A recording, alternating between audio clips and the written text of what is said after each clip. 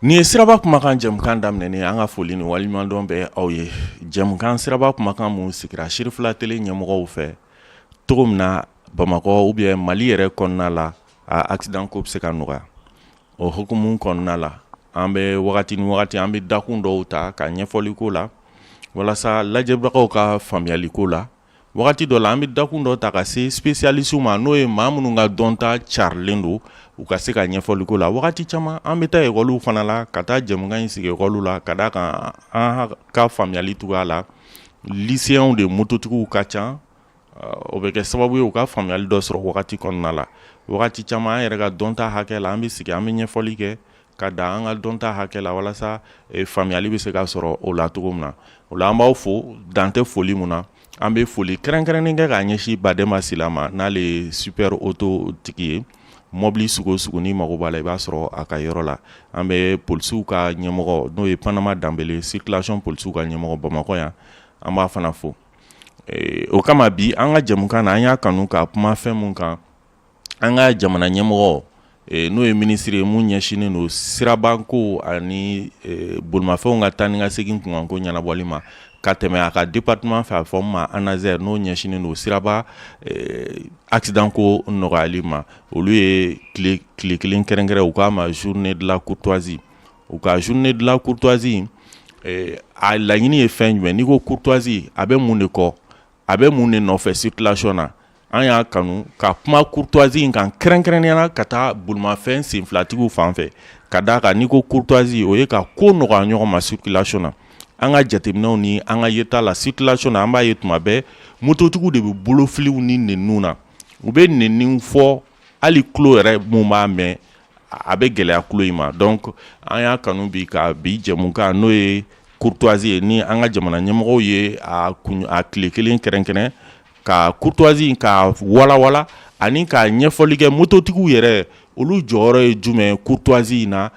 n'o de ye ka ko nɔgɔya ɲɔgɔn ma yalima mototigiw nafa jumɛnw b'u la a la u ta jɔyɔrɔ ye jumɛn a gɛlɛya maamayɔrɔ ye jumɛn ye walasa u ka se ka faamuyali kɛ o la u ka dɔ fara u ka courtoisie ka nɛniba in ani bolo filifiliba in o bɛ se ka nɔgɔya cogo min an ka circulation na ka d'a kan n b'a fɔ n bɛ segin a kan siraba sariyaw y'a jira k'a fɔ ko ni mɔgɔ dimina dɔrɔn i man ka bolimafɛn boli ka d'a kan i diminen i tɛ yɔrɔ ye a bɛ se ka na ni accident ye. O de la a ɲininen don ko n'i dimina dɔrɔn i ka yɔrɔ dɔ ɲini k'i jɔ ka wagatinin kɛ ni dusu dara i bɛ tɛmɛ. Bon n'i y'a ye dimi bɛna circulation na cogo di o y'a ye courtoisie de tɛ yen. Courtoisie an ka ko nɔgɔya ɲɔgɔn ma ni ko ma nɔgɔya ɲɔgɔn ma dusuw bɛ bɔ ni dusuw bɔra a bɛ na ni dimi ye dimi mana na o bɛ na ni accident ye. O la bi an y'a kanu ka kuma o kan walasa faamuyali ka sɔrɔ o ka se ka nɔgɔya. An bɛ foli kɛ an ka jɛmukan in maa maa y'a kanu ka taa Bamakɔ ma fo kɔfɛ an ka foli b'u bɛɛ lajɛlen ye. Mɔgɔ sigilen bɛ k'an lamɛn nin waati in na an bɛ u bɛɛ fo nin waati in na ka sababu kɛ an bɛ jɛmukan min kɔnɔ bi ni o ye ko to ɲɔgɔn tala ye ani ka ɲɔgɔn gasi sigi circulation na n'an k'o ma ko courtoisie.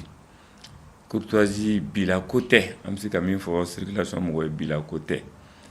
N'i y'a jateminɛ panneau fɔlɔ minnu bɔra circulation na a daminɛna ni courtoisie tɔgɔ de. N bɛ exemple di n'o ye panneau de stop ye. Code bɛ dilanna tuma min na panneau min ka kɔrɔ ni panneau bɛɛ lajɛlen o stop de. Donc stop créera mun de la parce que ni siraw ye ɲɔgɔn kunbɛn donc i b'a sɔrɔ dɔ bɛ yen nɔ o de kan k'i jɔ ka sira di dɔ ma. Donc laɲini kɛra fɔlɔ k'a fɔ ko maa minnu bɛ bɔ kiliyan fan fɛ i ka to fɔlɔ olu ka tɛmɛ n'o ye priorité à droite ye. Mais o priorité à droite nin a nana kɛ komi sira misɛnnin ni sira kumabaw bɛna ɲɔgɔn sɔrɔ waati min na ni o ye autoroute ou bien les routes les plus fréquentées ni sira misɛnnin nan'ale sɔrɔ hali n'a a ko k'a fɔ k'a b'i jɔ ka sira di o ma priorité bɛ gɛlɛya u bolo. Donc o de la o ye priorité inversée chaque fois que ni sira misɛnnin ni siraba bɛna ɲɔgɔn kunbɛn donc sira misɛnnin k'i to i jɔ ka sira di siraba ma ni siraba lafiyara tuma min na bɛɛ tɛmɛ. Donc stop nana tuma min na a dɔnna k'a fɔ ko stop ni mɔgɔ minnu kan ka don ɲɔgɔn kan ni donc u ka rythme tɛ kelen ye. donc toujours e k'i jɔ nin ka tɛmɛ mais e ka jɔli in fɛnɛ o fɛnɛ man kan ka kɛ banbali ye quoi o de kɛra problème ye donc courtoisie nana daminɛ o waati de k'a fɔ ko an ko k'a fɔ ko ninnu k'i jɔ pour que siraba ka libérer bon n'a fɔra ko olu jɔlen ko siraba in yɛrɛ tɛ jɔ fiyewu olu ka jɔli dan t'o la quoi donc o kosɔn u nana ni courtoisie ye ni aw ye dɔɔni boli tuma tuma aw ka jɔ ninnu fana ka se ka tɛmɛ parce que ni a fɔra ko fo aw ka ban tɛmɛna pepepewu tuma min na pour que ninnu ka tɛmɛ a ka gɛlɛn i b'a sɔrɔ u bɛ tilen jɔlen u tɛ tɛmɛ u bɛ stop la u man kan ka tɛmɛ k'a sɔrɔ aw bɛ yen nɔ mais aw fana tɛ se k'a dɔn aw yɛrɛ ma ka sira di ko fo aw ka tɛmɛ donc courtoisie bɔra baara la yen nɔ donc pour que ka courtoisie sinsin sisan ni signalisation fila in nana don a kɔnɔ o de la o ye jumɛn ye k'a fɔ ko polisiw ka kɛ yen ni polisiw kɛra yen donc maa minnu yamaruyalen don ka tɛmɛ permanemment ni priorité permanente b'u bolo waati ni waati polisiw k'olu lajɔ pour que minnu ka dɔgɔn u ka priorité ka suma donc olu fana ka don minnu bɛ bɔ siramisɛnninw kan o sɔrɔla mun na parce que maaw ma sɔn courtoisie de ma n'u kun sɔnna courtoisie ma an tun t'a fɔ ko ka polisiw wele u k'i jɔ circulation na mais le fait que priorité dira olu ma permanemment ninnu bɛ stop la aw dun ma sɔn jamais ka sira di olu ma donc polisiw bɛna o de la waati ni waati ka aw lajɔ diyagoya la pour que ninnu ka tɛmɛ ça c'est parce que il y a pas de courtoisie donc au contexte kelen na o polisiw ninnu fana an y'a ye waati bɛɛ la olu fana tɛ se ka sɔrɔ yen nɔ kuraye donc polisiw ninnu ka langage o nana kɛ sisan nɔ fɛn min b'an permettre ka élément kura in dɔ la n'o ye signalisation routière feu tricolore ye feu tricolore o fana bɛ kuma polisiw ka langage de kan ça répète ce que les policiers disent là donc c'est pour dire que courtoisie tɛ bila ko ye depuis signalisation daminɛ c'est par manque de courtoisie que fɛn dɔ donna code la route la hali bi an b'o o dakun kelen na fo que mɔgɔw k'a dɔn k'a fɔ ko courtoisie ale ye code dankan yɛrɛ code kolomayɔrɔ yɛrɛ d'ale ye parce que bɛɛ tɛ se k'a dɔn ɲɔgɔn fɛ o kelen bon bɛɛ ka itinéraire tɛ kelen bɛɛ ka programme tɛ kelen donc de temps en temps an ka ko to ɲɔgɔn ta la o de bɛ circulation nɔgɔya an bɛ étape min na bi bi in na an ka jamana ɲɛmɔgɔ à travers notre département n'o ye ministère des transports hein donc olu ka wuli ka jɔ min kɛra kɔsa in na o ye a tiɲɛtigiya toujours k'a fɔ ko an mago bɛ nin fɛn de la effectivement an mago tɛ ban nin courtoisie la ka sababu kɛ don o don an bɛ fɛn dɔ de ye circulation na min bɛ an wele toujours k'an se o courtoisie ma kana lajɛ k'a fɔ ko panneau bɛɛ caman nana fɛnw nana polisiw bɛ yen nɔ mais hali bi adamadenw kɔrɔtɔlen don ɲɔgɔn kɔrɔ u dusuma kasalen don ɲɔgɔn kɔrɔ o tɛ jumɛn o ye manque de courtoisie de ye ale de bɛ kɛ sababu ye ka accident caya ale de bɛ kɛ sababu ye ka embouteillage créer ale de bɛ kɛ sababu ye ka gɛlɛya caman na circulation na donc an dun bɛ mun de fɔ pour circulation mɔgɔw ye mun na conducteur ye o la bolifɛntigi i ka bila i kunkolo la n'i ye courtoisie respecté i bɛ dɔɔnin fara i ka avancement na i bɛ dɔ bɔ i ka retard la mɔgɔ dɔw bɛ taa sira bloqué à cause de 1 minute i k'i jɔ 1 minute karisa ka tɛmɛ a bɛ ban 1 minute ni perte ma mais n'a nana sira bloqué a bɛ se ka 30 minutes perdu au blocage la o tun ye parce que il n'a pas été courtois donc fɛnw depuis problème ye kelen ni mɔgɔ dɔ in kelen ye tuma min na fo a nana kɛ mɔgɔ 10 yirika fo mɔgɔ 100 yirika donc i kelen kɛra sababu ye ka bɛɛ bloqué o tun ye c'est par manque de courtoisie o kelen na tuguni i b'a jateminɛ an ka circulation na an bɛ fɛn dɔ fɔlɔ code kɔnɔ jo tɛ maa ni senama tɛ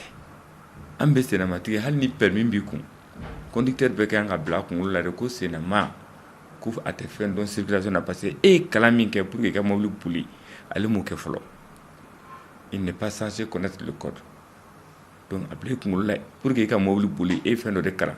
bon n'i ye maa min ye a sen na kana bila a kunkolo la k'a bɛ se mobili boli la dɛ a bɛɛ tɛ se mobili boli la donc an bɛ senama bɛɛ kɛ fɛn cogoya kelen o ye jumɛn donc an ka to toujours ni olu bɛ tɛmɛ an ka jɔ ka sira d'u ma denmisɛnnin b'a la maakɔrɔba b'a la muso b'a la dɛsɛbagatɔ b'a la mɔgɔ sugu bɛɛ bɛ o contexte kɔnɔ donc fo mɔgɔ ka bila kunkolo la dɛ an ka jateminɛ ninnu minnu filɛ ka tɛmɛ ɲɛ tan tɔ an k'an jɔ quelques minutes u ka tɛmɛ courtoisie bɛ daminɛ yen nɔ mototigiw olu fana ni mobilitigiw tɛ ni mototigiw bɛ ka na donc mobilitigiw fana ka distance dɔ di olu fana ma u ka tɛmɛ mais on a remarqué souvent mototigiw bɛ don wo dɔw kɔnɔ o t'u donyɔrɔ ye mais mun y'u se yen nɔ i b'a sɔrɔ très généralement an ka conducteur dɔ fana bɛ to olu ka yɔrɔw minɛ an b'a fila bɛ boli ne bɛ moto boli des fois an bɛ mobili jɔ ka moto boli des fois an bɛ moto jɔ ka mobili boli mais quand je vois souvent feerelaw ye sennamaw ka place ta sennamaw nana mototigiw ka place ta mototigiw fana bɛ boli mobilitigiw kɛrɛfɛ donc gɛlɛya nana sira kan donc olu bɛ bolila yɔrɔ min na souvent ni embouteillage yɛrɛ fana créera tuguni filiw bɛ caya trop donc mototigiw bɛ n'i yɛrɛ sɔrɔ mobili cɛman mobili t'i yɛrɛ sɔrɔ mototigiw ka couloir kɔnɔ i b'a bɛɛ ye quoi o min ça c'est le manque de courtoisie donc mɔgɔw dun mana degun ka se yɔrɔ dɔ la i bɛ désagrément bɛɛ y'a kɔnɔ kumakolon bɛ seri ɲɔgɔn kan nɛnijugu bɛ kɛ dɔ bɛ énervé fo a bɛ taa kolankolon kɛ siraba kan n'a bɛ se ka kɛ sababu ye ka accident créer donc o bɛɛ ye mun ye o ye ɲɔgɔn faamuya baliya de ye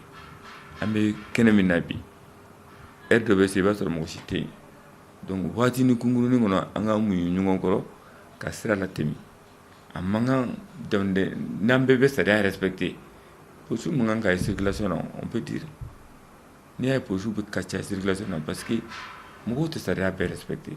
donc il faut que mɔgɔ ka kɛ yan nɔ minnu bɛ mɔgɔw obligé ka don sariya kɔnɔ donc ni an ye o sariya respecter o bɛɛ courtoisie kɔnɔna de an ka to o kɔnɔna na k'a fɔ ko ni feu bɔra an kana tɛmɛ n'an ka rouge bɔra an kana tɛmɛ n'an ka vert bɔra an ka tɛmɛ et puis hali ni vert bɔra ni ɲɛ bɛ feu la k'a fɔ k'a bɛ ka taa rythme min na e tɛ se ka bɔ intersection kɔnɔ ka sɔrɔ a ma dɔ in ma labila kana don o problème bɛ mɔgɔ caman sɔrɔ a bɛ mɔgɔ ɲɛna ko ni feu bilara vert la dɔrɔn i bɛ don de non le code ne le dit pas comme ça n'i bɛ donna ka circulation na ka feu to vert la ni ala y'a kɛ dɔ in ka bila ka e to a kɔnɔ c'est que e bɛ infraction na o min ça c'est manque de courtoisie parce que n'i y'a bila i kunkolo la ne ta ye tiɲɛ dɛ mais n'i y'a jateminɛ ne ka tiɲɛ min bolo bɛ n bolo n bɛ n jɔ parce que a bɛna ne bɛ tɛmɛ tuma min o b'a sɔrɔ dɔ in fana labila la donc n bɛna kɛ sababu ye k'a bɛɛ bloquer donc o waati de i b'a bila i kun na ko n bɛ n ka jo parce que i bɛ vert la o y'i ka jo ye i b'a sonsori pour que sira kana na bloquer a tɛ k'a fɔ ko ni vert b'i bolo diyagoya la don non i ka jo sonsori pour que sira kana bloquer ni dɔ in fana ye a respecter o cogo la sira tɛ bloquer o courtoisie inconvénient dɔ ye donc manque de courtoisie a bɛ kɛ sababu ye ka na ni gɛlɛya caman ye circulation na on a vu a kɛra sababu ye ka mobiliba dɔ yɛlɛn trottoir kɔnɔ f'u taara an ka dalle de traverseau kari ka taa bin mɔgɔw kan fɛn caman b'a la on le constate i b'a sɔrɔ mobilitigiw ni mototigiw bɛɛ fereke ɲɔgɔn na jusqu'à ce que n'u sera ɲɔgɔn ma dɔrɔn ils sont en danger sennamaw olu ta filan tɛ tigɛ donc courtoisie ye fɛn min ye an ka kan ka a dɔn an jigiw la ka dɔn an comportement na de tous les jours n'i ye ɲumanya min kɛ karisa ye a bila i kun na dɔ fana b'o k'i ye sini donc ni ne ye e bila bi e ka tɛmɛ n'o kɛra ne comportement sini e fana bɛ ne bila volontairement ka tɛmɛ n'a donna an bɛɛ jogo la nin cogo la a ka ca ala fɛ gɛlɛya caman b'an ka circulation na a bɛ nɔgɔya a cogo de i ka faamuyali la ne bɛ se k'a fɔ mototigiw de ta ka ca la parce que olu de kɔrɔtɔlen don trop dans la circulation n'i y'a ye maa o maa ko il va plus vite que prévu o ye mototigiw de ye 80% des hommes les conducteurs les plus pressés o ye mototigiw de ye donc o de la olu hali n'i bɛ mobili la n'i balan k'i jɔ ko sennama dɔ ka tɛmɛ ni min tɛ sɔn mototigi bɛ bɔ i droite fɛ ka n'a tigi ta parce que toujours pressé don u k'a fɔ k'u k'i jɔ fɛnɛ nin ka tɛmɛ aba o kɔfɛ n ka tɛmɛ non non non donc u yɛrɛ dama bɛne la tuguni ka kari ɲɔgɔn na à tout moment nɛni b'a la kuma sugu bɛɛ b'a kɔnɔ donc on peut dire que nɛni circulation na c'est interdit ka tila olu de bɛ mɔgɔw kɔfɛ ka pipi bɔɲɛ comme si ils sont plus pressés que tout le monde e bɛ mɔgɔ min ɲɛ mɔgɔ min kɔ ale ɲɛ b'a ɲɛfɛ fɛn na n'i y'ale y'i jɔ o ka tɛmɛ parce que courtoisie b'ale la mais e min b'ale kɔ e de dɛsɛlen don ka se i yɛrɛ la wa mototigiw de ka baara o ye n'i sumana dɔrɔn ko karisa bɛ ɲɛ dɔrɔn u bɛ klaxon k'i la pipi bɔɲɛ a n'a kumakolon donc an bɛ weleweleda kɛ an balima minnu bɛ moto la u ka bila i kun la u kɔrɔtɔlen don mais olu exposelen don ka tɛmɛ mobilitigiw kan parce que ala k'an kisi en cas d'accident a tɛ dan bolifɛn gansan cɛli ma i b'a sɔrɔ u caman bɛ yen nɔ u bɛ bana dɔw yɛrɛ ni bɛ to a la o ye mun ye parce que u ma courtoisie don ka comportement na sinon n'i ye i boli cogo la k'i boli i ka vitesse la i jɔra cogo min na i ka jɔ ten an bɛ a fɔra accident bɛ k'an bolo n tun y'a mɛn mais m'a ye mais n'i y'a ye a tɛ ka jɔ c'est parce que adamadenw dusu dalen tɛ ɲɔgɔn kɔrɔ bɛɛ ko ne pereselen don jamana ɲɛmɔgɔw bɛ u ka baara de la u b'a dɔn olu bɛ nin dɔn ka tɛmɛ n bɛ se k'a fɔ an kan parce que an bɛɛ b'a kɔnɔ don o don bɛɛ bɛ nin problème ye donc n'u y'a kɛ journée spéciale ye surtout semaine spéciale ye ka mɔgɔw sensibiliser ne bolo tulo kunnandi minnu b'a mɛn o bɛ kɛ sababu ye ka dɔɔni bɔ a degun na mais a bɛ se yɔrɔ dɔ la sensibilisation bɛ kɛ k'a kɛ a tɛ ban est-ce que an t'a tɔ kɛ wajibi ye ne bɛ se k'o de ɲɛf'u ye parce que a kɛra yɔrɔ an bɛ yɔrɔ min na bi na sensibilisation caman kɛra a la sa mais jamanadenw yɛrɛ de tuma dɔ la ma sɔn ladilikan ninnu ye fo ka taa ni u bɛ mɔgɔw pousser ka t'i bila décision dɔw tali la k'a sɔrɔ a man di olu yɛrɛ la donc gouvernement bɛ baara min na ne b'u apprécier encore u ka continuer ni o ye n'u ma min fara o la u kana fɛn b'o la o kelen et puis u ka se jɛɲɔgɔn fɛn bɛ nin domaine kɔnɔ a kɛra téléso ye o a kɛra radioso ye o a kɛra auto école ye o u ka nin bɛɛ de wele ka bɛɛ impliquer a la les transporteurs surtout ka bɛɛ impliquer pour que mɔgɔw k'a dɔn k'a fɔ ko courtoisie code de la route base fɔlɔ de y'ale ye n'ale ɲana tɔ bɛɛ bɛ ɲa mais tant que courtoisie ma ɲa mɔgɔw tɛ foyi respecter parce que maa min ko k'a fɔ ko ale bɛ i sama ka tiɲɛ dɔ kan i bɛ to la f'i bɛ taa don nkalon na an b'o o de constater très généralement donc teriyaba in a laban i b'i yɛrɛ lasumaya donc o ye bolifɛntigi fanfɛla ye u ka teriyaba in u ka a ɲɔngiri dɔɔni sinon a laban u b'u yɛrɛ lasumaya an bɛ foli kɛ an lamɛnbagaw ye aw minnu fana bɛ nin baara in na an bɛ aw fo kosɛbɛ an bɛ jamana ɲɛmɔgɔw fo u ka cɛsiri la toujours pour que ka adamadenw lakana an ka siraba in kan an bɛ an ka finitigilabagaw fo polisiw ni gendarmerie ni protection civile mɔgɔw ninnu ni su ni tile olu fana wililen bɛ ka nin kɛlɛ in kɛ donc an minnu fana bɛ ɲinini na an bɛ foli se an tiɲɔgɔnw bɛɛ lajɛlen ma hali bi hakilina kura fɛn bɛ se ka na n'a bɛ kɛ sababu ye ka degun bɔ circulation na an bɛ fɛɛrɛ kɛ o kana ni o ye toujours an k'an bolo di ɲɔgɔn ma pour que jamanadenw bɛ gɛlɛya min kɔnɔ conducteurs bɛ gɛlɛya min kɔnɔ an ka se ka kɛ ko banta ye a kana kɛ fɛn min ni a bɛna kɛ sababu ye ka an ka jamana lasigi a kɔ la alors que an bɛ yɔrɔ min na bi na an kan ka ɲɛbɔ ka kura dilan de mais an kana kɔrɔmanw tiɲɛ donc an bɛ yɔrɔ min na bi o foli o bɛ ɲɛ ka se ni jamana jɛkulu kelen-kelenna ma auto école porteur d'uniforme jamana ka service minnu bɛ nin baara la ONT ni ANASER ni a ɲɔgɔnna u bɛɛ lajɛlen ani aw minnu bɛ média kɔnɔ surtout média mɔgɔ ninnu olu de ka kuma kosɛbɛ a ye kuma nin kan kosɛbɛ pour que mɔgɔw ka faamuya donc jɔnmaya tɛ mais hakilijigi de don n'an y'an muɲu ɲɔgɔn kɔrɔ bɛɛ bɛ se i se kuma la bɛɛ bɛ se i ka hakɛ kɔnɔ olu fo de bɛ ne merci beaucoup. hakili la a ye faamuyali caman sɔrɔ an ka bi jɛmukan na mun tun bɛ ka boli courtoisie kan i n'a fɔ an ka jamana ɲɛmɔgɔw y'a fɔ cogo min ko an ka courtoisie ka an tagabolo ye walasa accident ko bɛ se ka nɔgɔya an ka maa hakili juru carinen n'o ye spécialiste ye circulation ko la wagati ni wagati ni dakun b'an bolo an bɛ s'a ma n'o ye Jango Sise wagati ni wagati ni dakun b'an bolo an bɛ s'a ma a bɛ walawalali kɛ cogo min na lajɛbagaw ka se ka faamuyali sɔrɔ a kan an ka laɲini ye fɛn min accident ko ka se ka nɔgɔya hakili la a ye faamuyali caman sɔrɔ Jango ka bi walawalali ninnu na an b'a fo dan tɛ foli min na hakɛto bɛ n kan sɔli ala Muhamadu